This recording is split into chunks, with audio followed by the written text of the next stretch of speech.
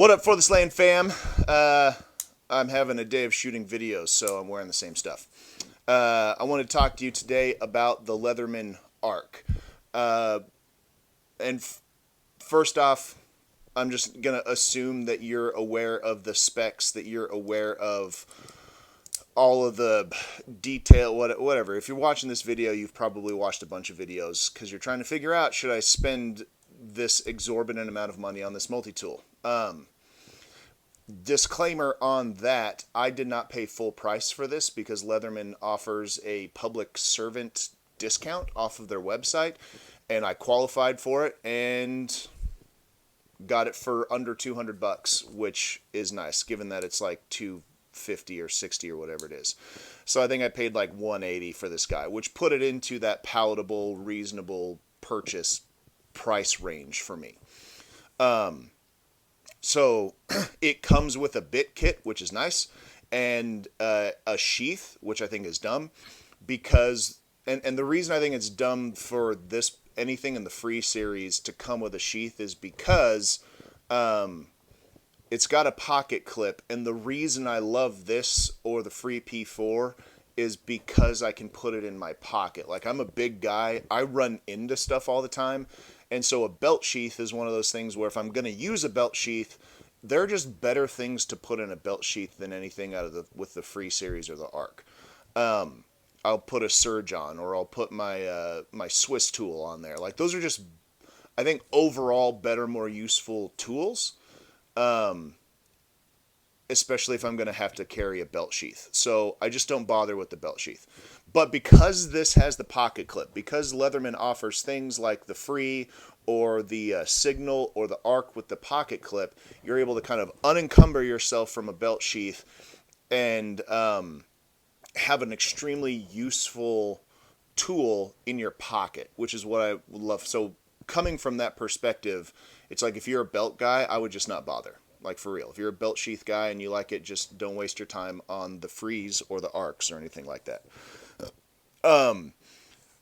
The thing I think most sets this apart from the Free series is not just the Magna Cut blade.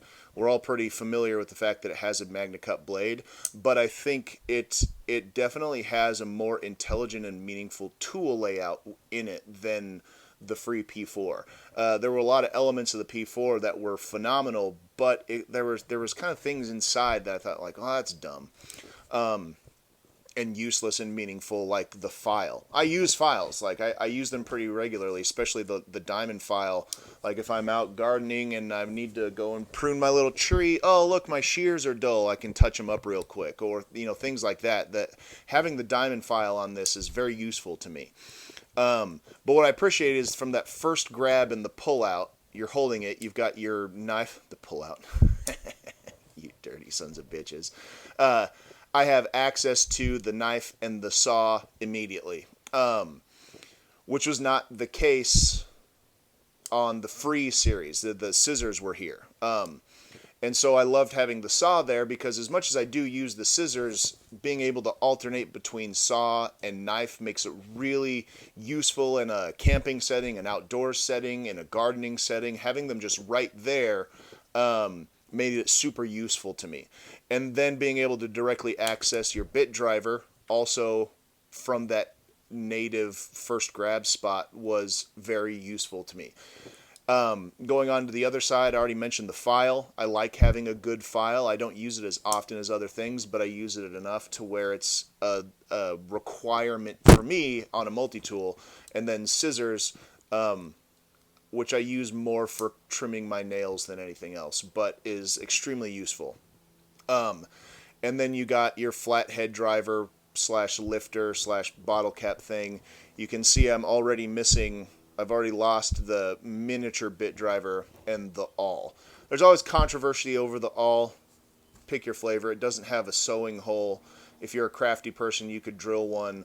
Or, if you're a modder, you could swap it out with something else. Take your pick. But I like it. I only ever drill holes. I rarely ever sew with them. But when it comes to doing like bushcrafty type stuff, I like having a good awl. In fact, I was able to finagle a latch on my greenhouse door using the awl and the saw. And it was fantastic. but the tool layout is particularly phenomenal. This is just a great tool. The one thing about this that uh, I've always struggled with Leatherman's exchangeable bit stuff because it always felt like a thing you could lose. And they are things that I have lost regularly. And so what I appreciate is in the Arc, there's that little bendy metal spot going on in there that prevents the bit from falling out on the large bit driver, which has made it so this hasn't fallen out, and I've not lost anything off of this yet. But they did not give you the same option and luxury on the miniature bit driver, and it did fall out during use. It was lost forever because they're tiny and you can never find them. But I also super appreciate that they included it because the miniature bit driver just comes in useful if you're trying to deal with battery changing or little electronics, or I do wear glasses sometimes. My family members have glasses, so a tiny bit driver comes in handy and it's useful, but it was not given that same retention protection treatment as the larger bit driver. So I have a spare, but I haven't put it in because I'm like, well, why lose it? You know what I mean? And I don't use it that much. So that could have maybe been something else, possibly. A not necessary inclusion, but also it's like to each their own. That's your flavor. But I absolutely love this. I carry it daily. I have for months now. It's filled with the grime and grit and corrosion and whatever. Not much, very little, but it's mostly just dirt of regular use throughout the garden and in the woods and doing stuff. And I can highly recommend this multi-tool as a brilliant one tool, one carry option. It's absolutely fantastic.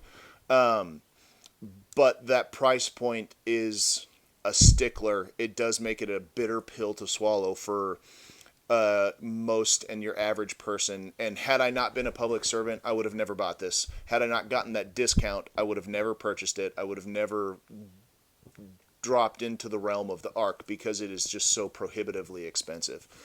But if you got that money and you're willing to spend it, go ahead and get this guy. It's a good one. Huge fan of this as a great step up from the free series and a great step up from a lot of multi-tools. I think it's just fantastic. But kind of on that note of like, are there just better ones out there? Like if you want the best one and you want a belt carry, I think yes. I mean, my personal favorite to this day is the Victorinox Swiss Tool Spirit. I think that's the best one there is for me and my personal use. So if I'm going to belt carry, I put that on. I think the Leatherman Surge, while big and clunky and huge, is a far more useful and capable companion than the Arc. But again, it's heavy and clunky and you have to put it on your belt. And so if you're looking for like the thing that is the best, I don't think this is it. But when you combine ease of carry into it, the free and especially the Arc, I think are top choices, assuming you can afford it. So thanks for watching. Tell me your thoughts, comments, subscribe, all that fun jazz. And remember, whatever you do for this land, you do for everybody. Godspeed.